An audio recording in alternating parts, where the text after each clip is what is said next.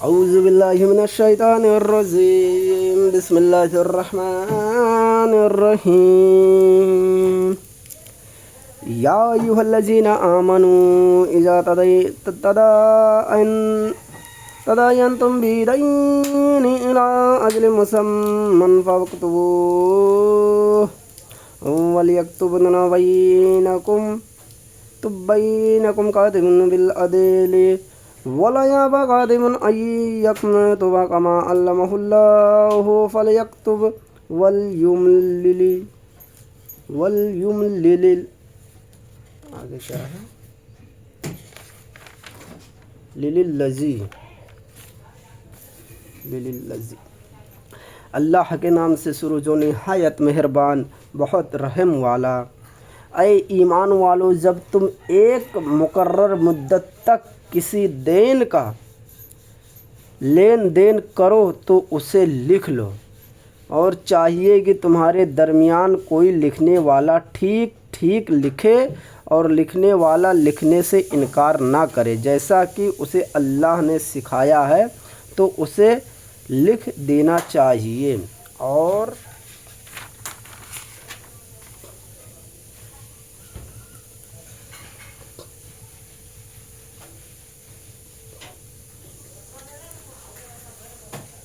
للذی علیہ الحق ولیتق اللہ ربہ ولا یبخس منہ شیئا فإن کان الذی علیہ الحق سفیہا او ضعیفا او لا یستطیع ان یمل هو فلیملل ولیہ بالعدل واستشهدوا وشهیدین من رجالکم فإن لم يكونا رجلين فرجل وامرأتان ممن ترضون من الشهداء أن تضل إحداهما فتذكر إحداهما الأخرى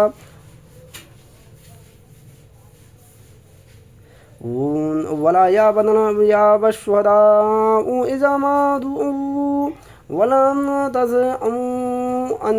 تكتبوه صغيرا أو كبيرا إلى أجله ذلكم أقسط عند الله وأقوام للشهادة وأدنى ألا ترتابوا إلا أن تكون تجارة۔ بیچ میں کہوں نا، یہ آ جاتا ہے۔ اور جس بات پر حق آتا ہے وہ لکھاتا جائے، اور جس بات پر حق آتا ہے وہ لکھاتا جائے، اور اللہ سے ڈرے جو اس کا رب ہے، اور حق میں سے کچھ رخ نہ چھوڑے، لکھنے سے حق میں سے کچھ رخ نہ چھوڑے۔ پھر جس پر حق آتا ہے اگر بے عقل ہے یا ناتوان ہو یا لکھا نہ سکے تو اس کا والی انصاف سے لکھائے، اور 2 گواہ کر لو اپنے مردوں میں سے۔ پھر اگر 2 مرد نہ ہوں تو 1 مرد اور 2 عورتیں،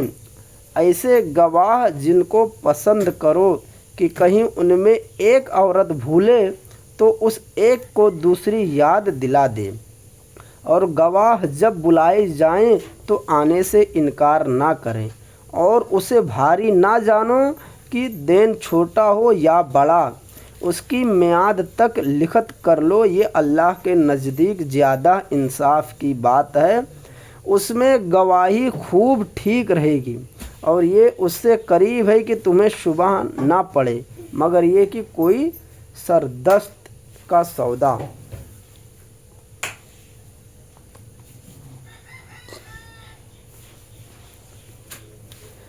تجارتاً حاضرتاً تدیرونہا بینکم فلیس علیکم جناح الا تکتبوہا وَأَشْهِدُوا إِذَا تَبَايَعْتُمْ وَلَا تُضَارًّا كَاتِبٌ وَلَا شَهِيدٌ وَإِن تَفْعَلُوا فَإِنَّهُ فُسُوقٌ بِكُمْ وَاتَّقُوا اللَّهَ وَيُعَلِّمُكُمُ اللَّهُ وَاللَّهُ بِكُلِّ شَيْءٍ عَلِيمٌ۔ کوئی سردست کا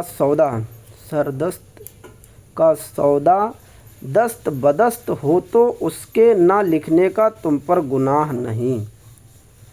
مگر یہ کہ کوئی سردست کا سودا دست بدست ہو تو اس کے لکھنے کا تم پر گناہ نہیں، اور جب خرید و فروخت کرو تو گواہ کر لو، اور نہ کسی لکھنے والے کو جرر دیا جائے، نہ گواہ کو یا نہ لکھنے والا جرر دے نہ گواہ، اور جو تم ایسا کرو تو یہ تمہارے فسق ہوگا، اور اللہ سے ڈرو، اور اللہ تمہیں سکھاتا ہے، اور اللہ سب کچھ جانتا ہے۔